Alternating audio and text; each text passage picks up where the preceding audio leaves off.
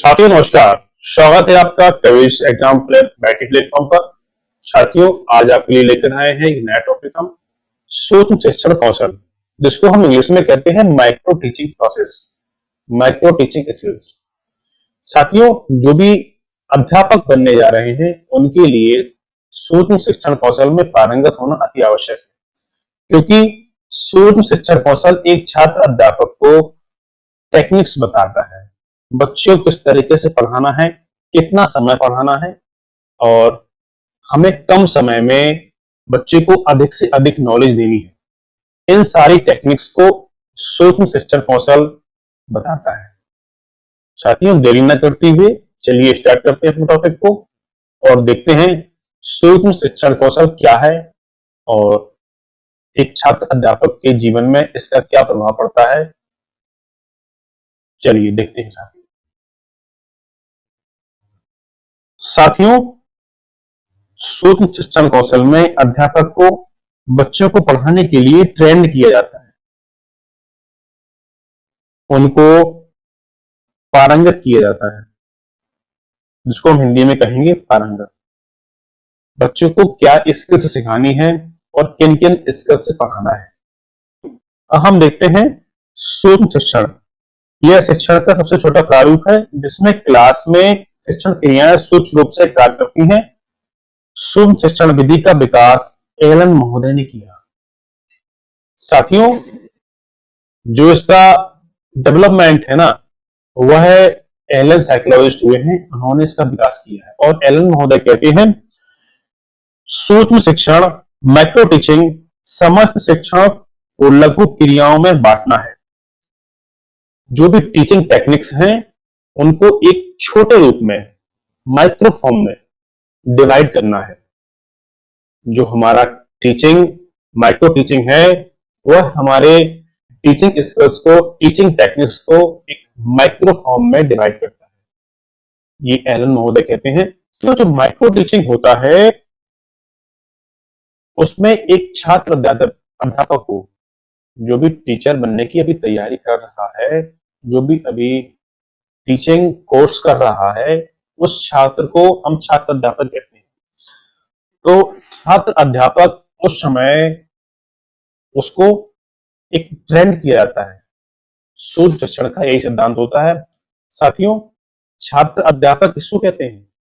छात्र अध्यापक उसको कहते हैं जो भी अभी टीचिंग्स अध्यापक बनने के लिए जो भी कोर्स कर रहा है उसको हम कहते हैं छात्र अध्यापक। साथियों उसी को यह टेक्निक सिखाई जाती है और इसको हम कहते हैं माइक्रो टीचिंग।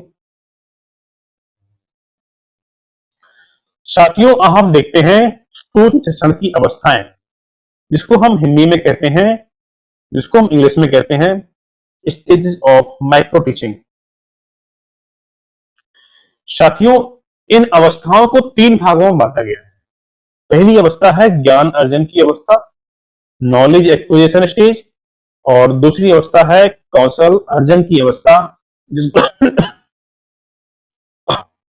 जिसको हम इंग्लिश में कहते हैं स्किल एक्विजिशन स्टेज, और थर्ड है हमारी कौशल स्थानांतरण की अवस्था, स्किल ट्रांसफर स्टेज।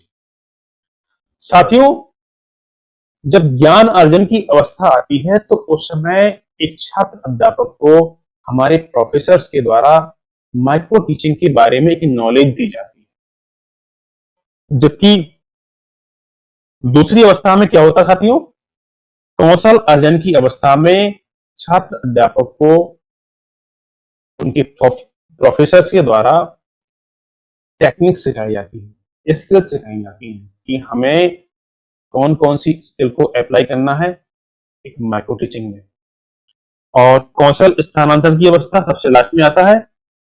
साथियों इसमें ही छात्र अध्यापक असली रूप से माइक्रो टीचिंग को वास्तविक कक्षा में पढ़ाता है, वास्तविक कक्षा में अप्लाई करता है। तो साथियों अब हम समझेंगे इनके बारे में विस्तृत जानकारी समझेंगे कि ज्ञान अर्जन की अवस्था, कौशल अर्जन की अवस्था और कौशल स्थानांतरण की अवस्था में किस किस स्टेजेस से हमारी जो भी टीचिंग टेक्निक्स हैं अप्लाई होती हैं। और इनको कितने भागों में बांटा गया है। साथियों चलिए समझते हैं इसके बारे में विस्तृत जानकारी। ज्ञान अर्जन की अवस्था।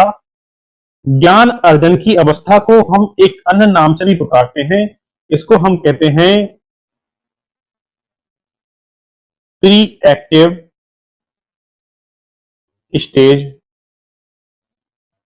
Of micro teaching.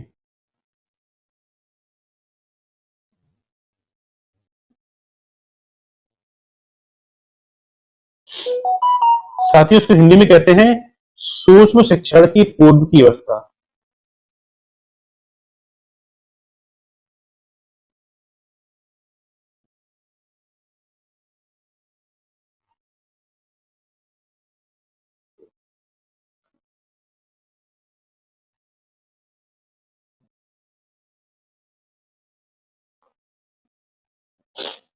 साथियों इसके अंतर्गत स्टेप्स आते हैं कुछ, उनके बारे में हम जान लेते हैं। साथियों उसमें पहला स्टेप आता है orientation about micro teaching.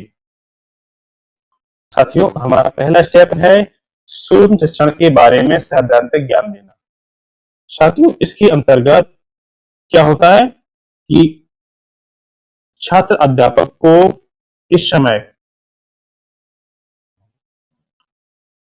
Micro teaching का अर्थ बताया जाता है,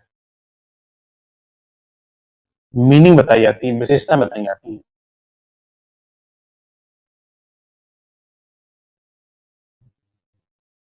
और साथियों ये बताया जाता है कि माइक्रो टीचिंग किन किन परिस्थितियों में माइक्रो टीचिंग को लागू करने के लिए हमें कैसी परिस्थितियों का निर्माण करना होगा। तो इसमें कहेंगे हम कि माइक्रो टीचिंग के लिए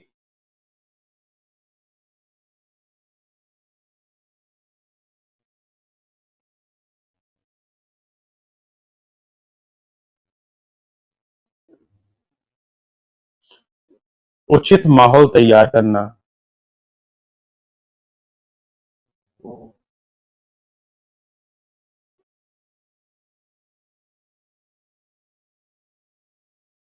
सूक्ष्म शिक्षण के बारे में सैद्धांतिक ज्ञान देना। साथ ही जैसा कि आपको लग रहा होगा कि सूक्ष्म शिक्षण माइक्रो टीचिंग के बारे में एक नॉलेज प्रदान करना,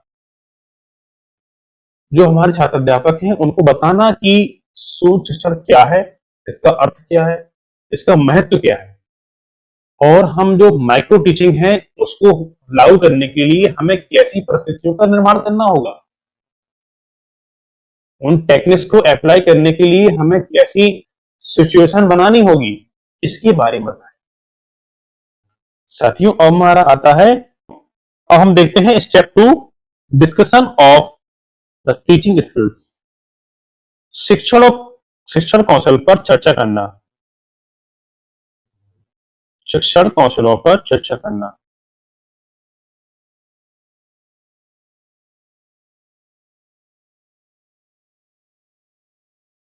यहां पर यह बताया जाता है कि एक शिक्षक का बिहेवियर कक्षा में कैसा होना चाहिए, व्यवहार कैसा होना चाहिए, जो भी हम माइक्रो टीचिंग करने जा रहे हैं उस समय हमारा बिहेवियर किस तरीके का हो, छात्रों के प्रति जो हमारा बिहेवियर होना चाहिए वो किस प्रकार से होना चाहिए, डिस्कशन ऑफ टीचिंग स्किल्स के अंतर्गत किया जाता है। चलिए साथियों आगे बढ़ते हैं और हम देखते हैं selection of the particular teaching skills. इसको हिंदी में कहते हैं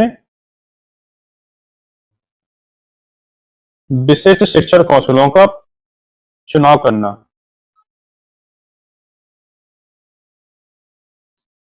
शिक्षण कौशलों का चुनाव करना।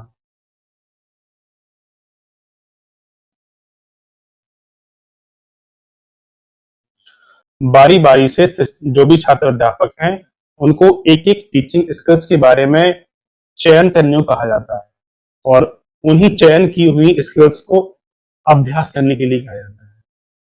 तो इसमें हम कहेंगे कि एक एक करके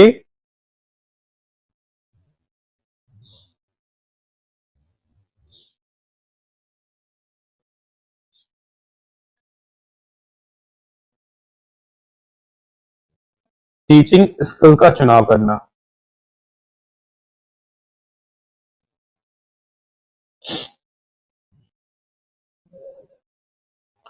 और चुनी हुई टीचिंग स्किल को साथियों एक समय में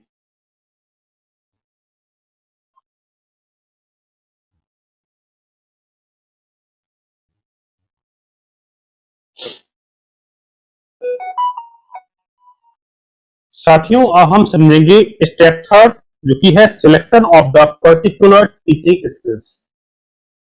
इसके अंतर्गत क्या आता है कि जो भी हमारी टीचिंग स्किल्स हैं उनको छात्र अध्यापकों को चयन करने के लिए दिया जाता है।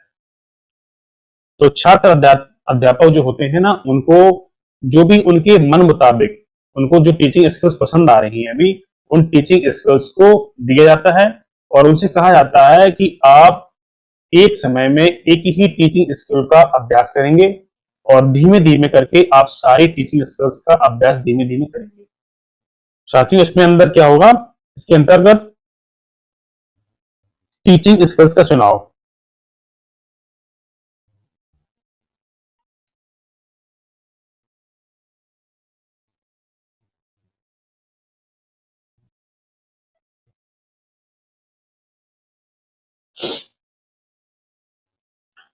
एक समय में एक ही टीचिंग स्किल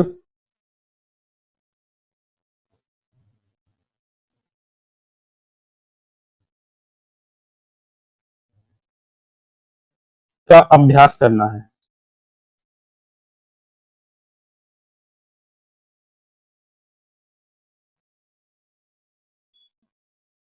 तो हम देखते हैं स्टेप 4, जिसको हम हिंदी में कहते हैं आदर्श पाठ का प्रस्तुतिकरण।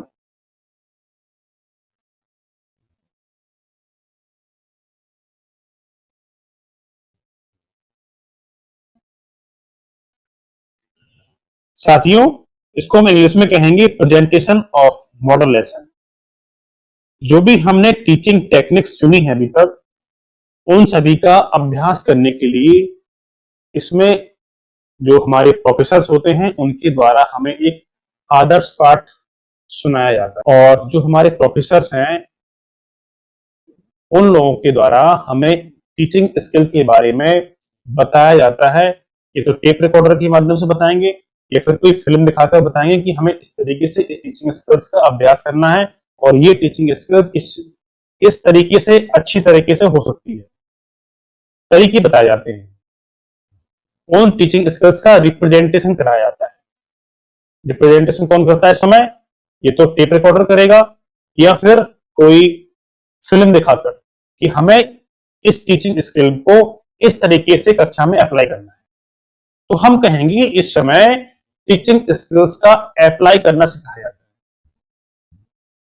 तो साथियों इस समय उसको एक आदर्श पाठ पढ़ा के, मतलब आदर्श पाठ हम उसी को कहेंगे जो आपके सामने टेप रिकॉर्डर चल रहा है या फिर हमारे सामने कोई फिल्म चल रही है जिसमें कोई अध्यापक एक विशेष टीचिंग स्किल को पढ़ा रहा होता है सामने। ठीक है साथियों, मैं आशा करता हूं कि टॉपिक आप समझ गए होंगे, स्टेप 4 समझ गए होंगे आप लोग। अब आते हैं, देखते हैं स्टेप 5 में क्या होता है, observation of criticism of model lesson. साथियों इसको हिंदी में कहेंगे हम आदर्श पाठ का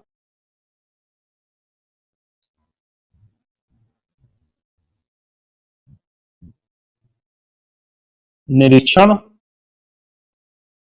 व समालोचना।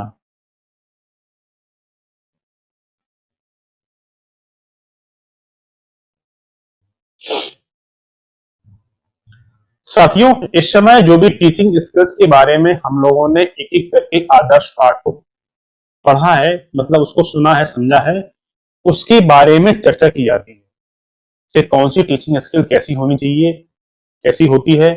जो भी हमने देखा है उसको हम आपस में ही अभ्यास करने का प्रयास करते हैं और किस टीचिंग स्किल में किस किस की गलती निकली है, जैसे कि कोई छात्र अध्यापक एक दूसरे अपने सहपाठी के साथ टीचिंग स्किल को साझा कर रहा है तो उसमें जो भी कमियां निकलती हैं उन सभी पर चर्चा की जाती है। साथियों इसमें आदर्श पाठ का निरीक्षण भी किया जाता है और उसकी कमियां भी बताई जाती है। चलिए साथियों आगे बढ़ते हैं।